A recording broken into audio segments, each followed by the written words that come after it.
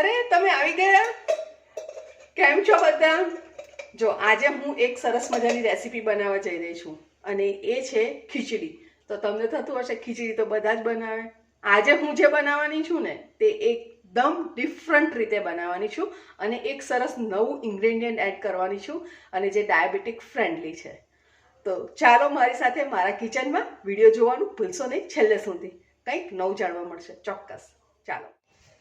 તો અહીંયા મેં અડધો કપ કૃષ્ણ કમોદ ચોખા જે આવે છે સ્પેશિયલ ખીચડી માટે આવે છે તો એ મેં લીધા છે અને એને આપણે એક બાઉલમાં ટ્રાન્સફર કરી લઈશું અને સારી રીતે 3 થી 4 વાર પાણીથી એને ધોઈ લેવાના છે. ત્યારબાદ આપણે એની અંદર 1 કપ પાણી રેડી દઈશું અને એને પલાળવા માટે મૂકી દઈશું. ત્યાં સુધી આપણે બીજો પ્રોસેસ કરી લઈએ. તો જોઈ લઈએ. તો અહીંયા મારી પાસે બધી સામગ્રી રેડી છે અને હવે આપણે કરીશું વઘાર. તો ચાલો બનાવીએ સરસ મજાની ખીચડી. તો એના માટે મેં અહીંયા 2 ટીસ્પૂન ઘી લઈ લીધું છે, દેશી ઘી લીધું છે અને ઘીને આપણે ગરમ થવા દેવાનું છે. ઘી ગરમ થઈ ગયું છે તો હવે આપણે એની અંદર ઉમેરી લઈશું 1/2 ટીસ્પૂન જીરું.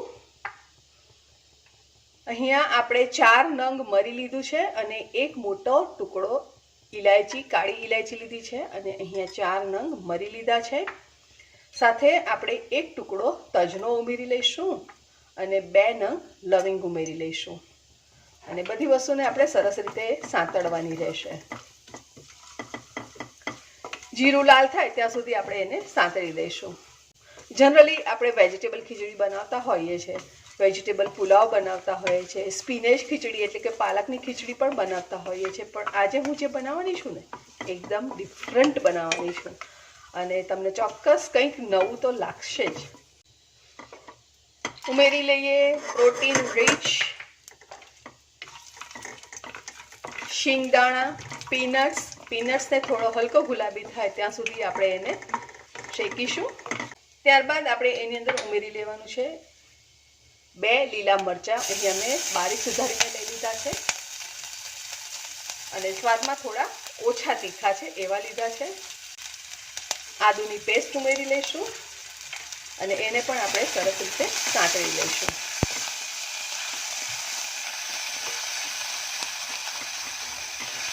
આદુની પેસ્ટ અને લીલા મરચાંની કચાશ દૂર થાય ત્યાં સુધી જ આપણે એને સાંતળીશું. લગભગ 15 થી 20 સેકન્ડ પૂરતું જ આપણે એને સાંતળવાનું છે, વધારે સાંતળવાનું નથી.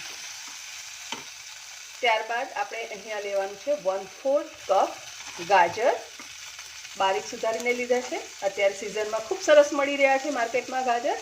અને આ લીધા છે આપણે 1/4 કપ તુવેરના દાણા. તુવેરના દાણાની જગ્યાએ તમે વટાણા પણ લઈ શકો છો. ત્યારબાદ આપણે એની અંદર ઉમેરીશું અહીંયા 1/4 કપ મેં રીંગણને સુધારીને રાખેલા છે અને એને પાણીમાં બોળી રાખેલા હતા જેથી કરીને એ કાળા ન થાય.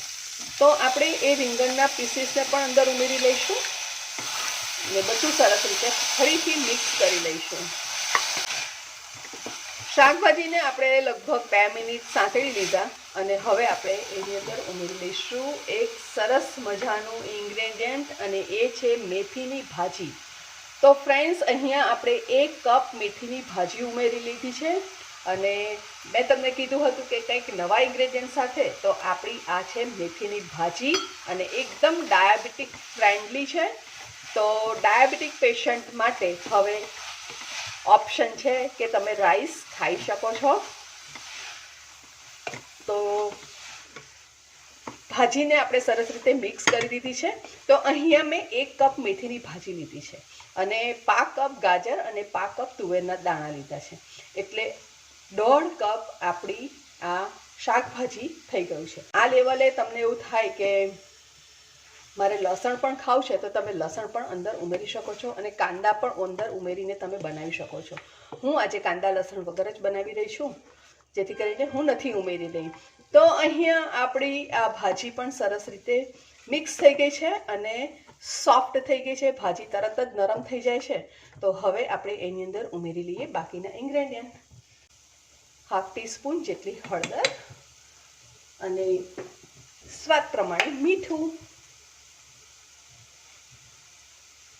આપણે અહીંયા લગભગ 1 થી 1.25 ચમચી જેટલું મીઠું અહીંયા ઉમેર્યું છે અને ફરીથી આને સરસ રીતે મિક્સ કરી લઈશું.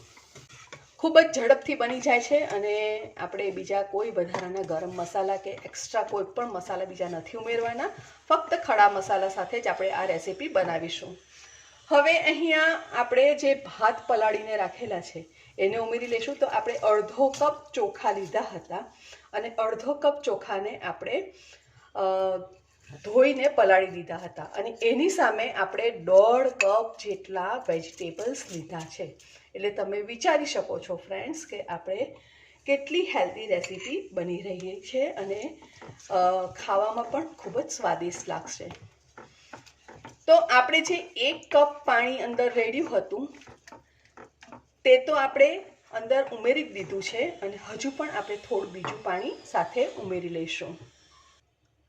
તો ફ્રેન્ડ્સ, ભાત પલાળ્યા એની સાથે જે 1 કપ પાણી ઉમેર્યું હતું એની સાથે આપણે ફરીથી બીજું 1 કપ પાણી ઉમેરી રહ્યા છે. એટલે આપણે ટોટલ 2 કપ પાણી અહીંયા ઉમેરી દીધું છે અને હવે આપણે એને થોડુંક ખદબદવા લાગશે એટલે કે ઉકળવા લાગશે ત્યાં સુધી આપણે એને થવા દઈશું.